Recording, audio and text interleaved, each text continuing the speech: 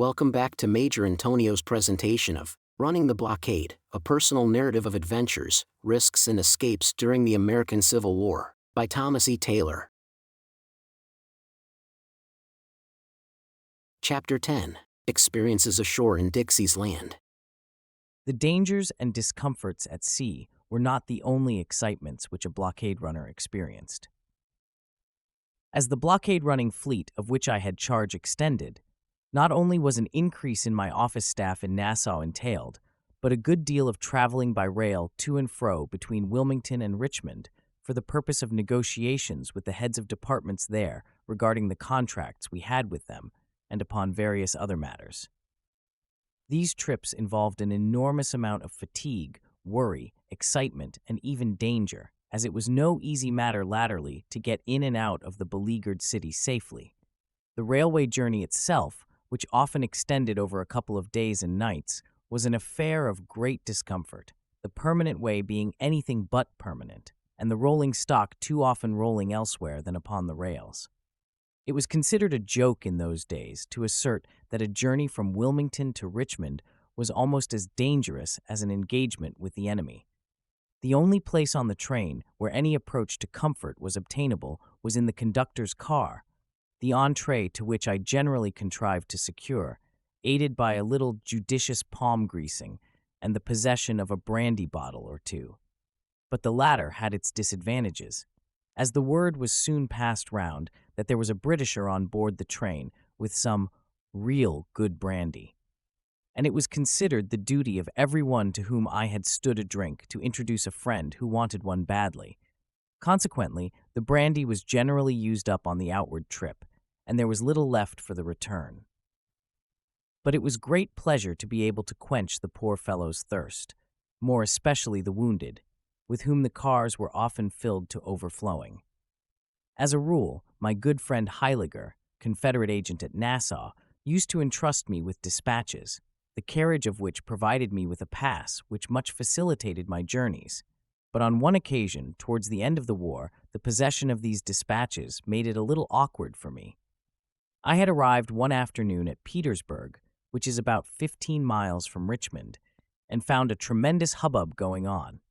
Butler, having attacked the place with his corps, hoped to take it and then turn the Confederate flank. Although it was but poorly defended, being held by some 1,500 recruits and boys, they kept their ground, entrenched about a mile outside the town.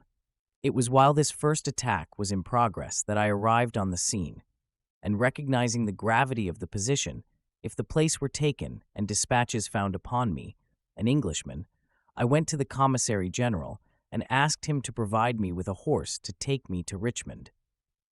He said this was impossible, but that they had telegraphed for reinforcements and that Hoke's division was expected by train in an hour or two, and I had better go to the depot and there wait my chance of getting the empty return train.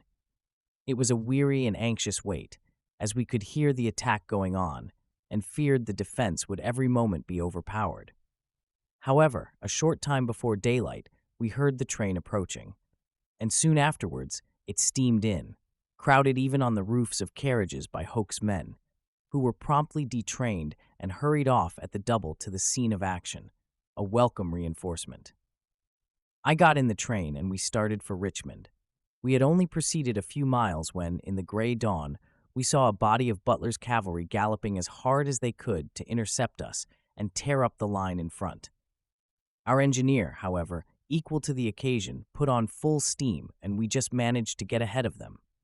Seeing they were too late, they drew up alongside the track and potted at us with their carbines, without, however, wounding any one. They then at once tore up the rails in our rear. Being under fire in a train was a curious experience, and perhaps more exciting for me than the others, as I had my hand on the blessed dispatches, uncertain what to do.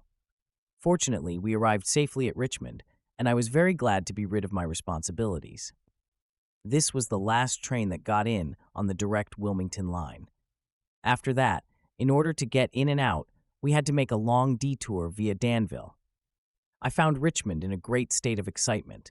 The northern attack had become more animated, the investment was more stringent, the booming of heavy guns was heard night and day, and hourly reports were brought from the front.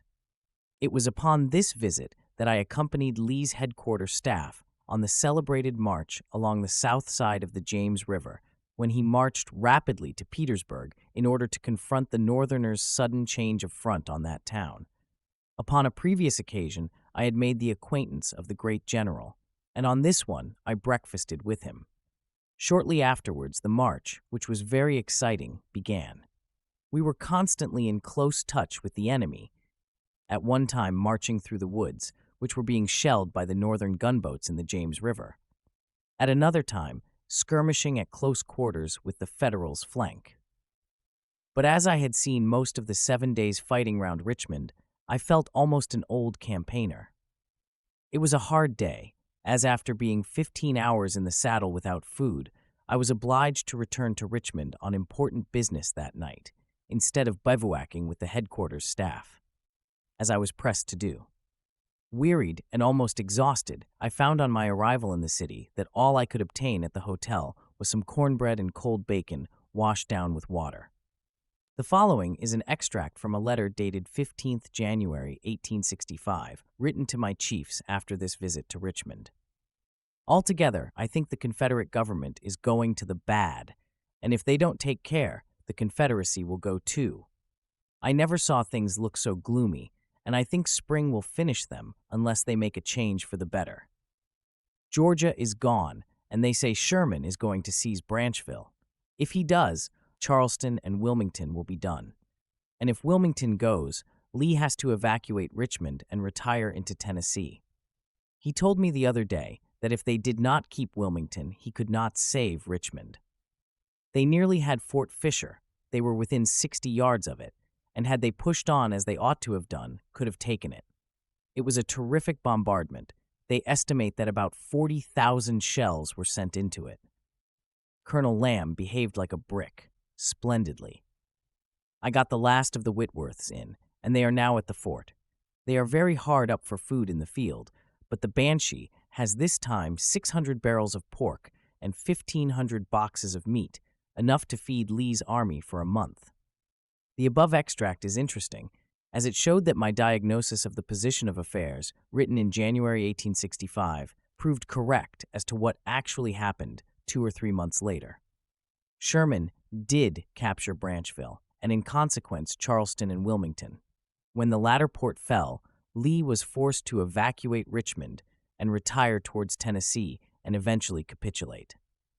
Had Charleston and Wilmington been retained and blockade running encouraged, instead of having obstacles thrown in the way, I am convinced that the condition of affairs would have been altered very materially, and perhaps would have led to the South obtaining what it had shed so much blood to gain, viz., its independence. No doubt at that critical time, the North was making its last supreme effort, and had it failed, negotiations would probably have been opened up with a view to peace. The privations of the regular residents in Richmond in those days were very great, as food of all kinds was very expensive, but all bore their troubles without a murmur, and I think there was more enthusiasm displayed there than in any other city in the South. Probably because the people, with the enemy at their gates, were always in close touch with them, and also because there was such a large female element in society there. For the ladies of the South were proverbially the staunchest and bitterest rebels of the war. Of course, money still purchased most things, and we blockade runners, who were well supplied with coin, managed to live in comparative comfort and at times even fared sumptuously. I remember a great dinner I gave to a few heads of departments. It was a banquet no one need have been ashamed of. But oh, the bill! A little over $5,000 Confederate for a dinner to 14. When one has to pay $150 a bottle for champagne, $120 for sherry or Madeira, and as much in proportion for the viands, the account soon runs up. However, it was a great success, and well worth the cost. That morning I had met by appointment the Commissary General, who divulged to me under promise of secrecy that Lee's army was in terrible straits, and had in fact rations only for about 30 days. He asked me if I could help him. I said I would do my best, and after some negotiations, he undertook to pay me a profit of 350% upon any provisions and meat I could bring in within the next 3 weeks.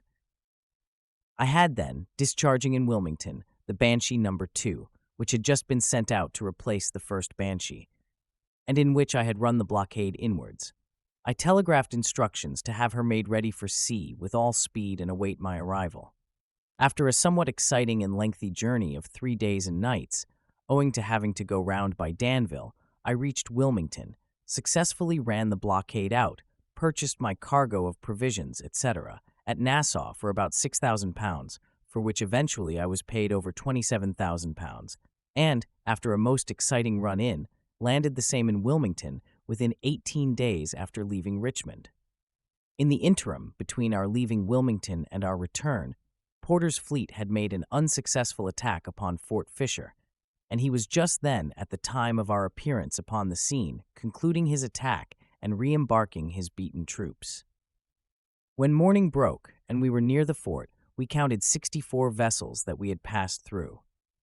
After being heavily fired into at daybreak by several gunboats, the fort being unable to protect us as usual, owing to nearly all its guns having been put out of action in the attack of the 2 previous days, it was an exciting moment as we crossed the bar in safety, cheered by the garrison, some 2,000 strong, who knew we had provisions on board for the relief of their comrades in Virginia. I wrote under date of 15th of January 1865 to my chiefs at home with reference to this trip. I went over in the Banshee and had an exciting time of it. We arrived off the bar when Porter's vast fleet was there, and I think the Confederate Trading Company ought to be proud of their 2 vessels, Banshee and Wild Rover, both running through that immense fleet and getting safely in. The Banshee was out in front of them all for half an hour after daylight, as we were rather late and could not get up to the bar before. They said at Fort Fisher that it was a beautiful sight to see the little Banshee maneuvering in front of the whole fleet. They sent some vessels in to pepper us, but every shot missed, and we got in safely. Porter's fleet left that evening, and I think they have given up the attack for a time. I shall never forget that trip. We sailed from Nassau at dusk on the evening before Christmas Day, but were only just outside the harbor when our steam pipes split and we had to return. As it was hopeless on account of the moon to make the attempt, unless we could get away next day, I was in despair and thought it was all up with my 350% profit. After long trying in vain to find someone to undertake the necessary repairs, owing to its being Christmas Day, I found at last a Yankee, who said, "Well, sir, it's only a question of price." I said, "Name yours," and he replied, "Well, I guess $400 for 3 clamps would be fair." I said, "All right, if finished by 6 o'clock."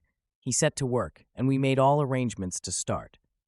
Shortly after 6, the work was finished, but the black pilot then declared he couldn't take her out until the tide turned, there being no room to turn her in the harbor. As it was a question of hours, I said, "Back her out." He grinned and said, "Perhaps do plenty damage." "Never mind," said I, "try it." And we did, with the result that we came plump into the man-of-war lying at the entrance of the harbor, officers all on deck ready to go down to their Christmas dinner, and ground along her side, smashing 2 of her boats in, but doing ourselves little damage. "Goodbye," I shouted. "A Merry Christmas. Send the bill in for the boats." Away we went clear, and fortunate it was we did so, as we only arrived off Wilmington just in time to run through Porter's fleet before daybreak. The trip out was equally exciting, as I had as passengers General Randolph, ex-Secretary of State for War, who was going to Europe invalided, and his wife. I did not want to take them, as the Banshee had practically no accommodation whatever, particularly for ladies. However, she had such a good character for safety that they pleaded hard to be taken, and I at last consented, though I did not like at all the responsibility of having a lady on board. I was determined, however, to make Mrs. Randolph as safe as possible, so told the stevedore to keep a square space between the cotton bales on deck, into which she could retire in case the firing became hot. And hot it did become. Running down with a strong ebb tide through the Smith's Inlet Channel, we suddenly found a gunboat in the middle of the channel on the bar. It was too late to stop, so we put her at it, almost grazing the gunboat's sides and receiving her broadside point blank. Mrs. Randolph had retired to her place of safety, but she told me afterwards that, alarmed as she was, she could not help laughing when, after she had been there only an instant, my colored servant, who had evidently fixed upon the place as appearing to be the most safe, jumped right on the top of her, his teeth chattering through fear.